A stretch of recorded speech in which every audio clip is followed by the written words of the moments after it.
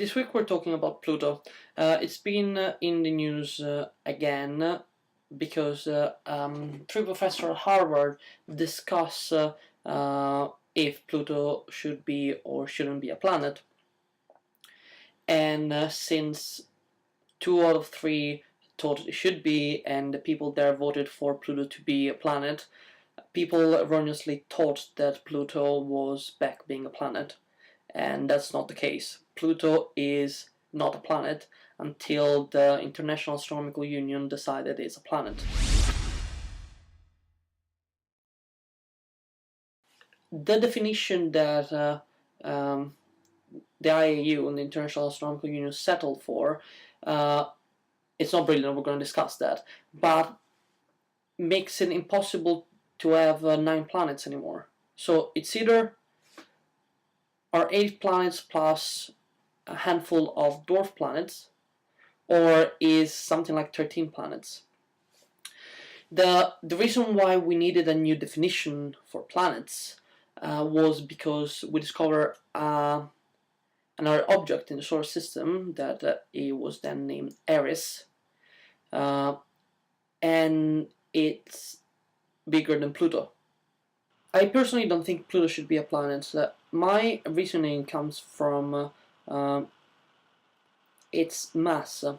I think Pluto is too small, and my sort of piece of evidence for it is that Pluto and its main satellite Charon, they orbit around a common center of mass. So Charon doesn't orbit Pluto, but the Pluto and Charon system, which is almost a twin dwarf planet, orbit around a point that is outside Pluto's outside Pluto. According to the IAU, a planet needs to orbit the Sun, have reached hydrostatic equilibrium, which means is almost spherical, and have claimed its own orbit. And it's the third point that make Pluto not a planet. And people usually claim the outdatedness is the third point because they're trying to argue in favor of Pluto. So saying, oh, Jupiter has the Trojan's asteroid, the Earth is full of debris and small objects, so the third point is wrong. But the thing that I focus on is the first one.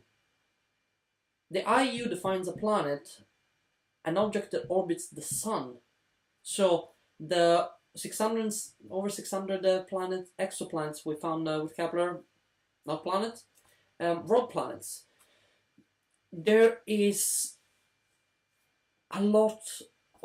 there's plenty of room for improvement of the definition of a planet.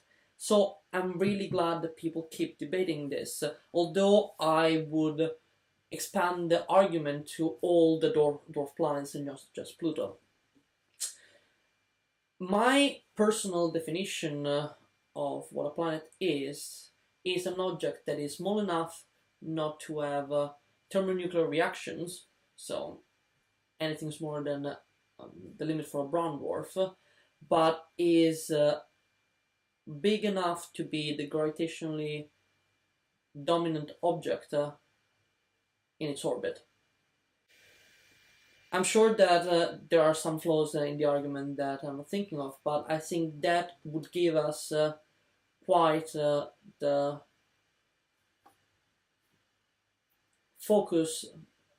I think that would give us the necessary focus for what a planet-like object should be like.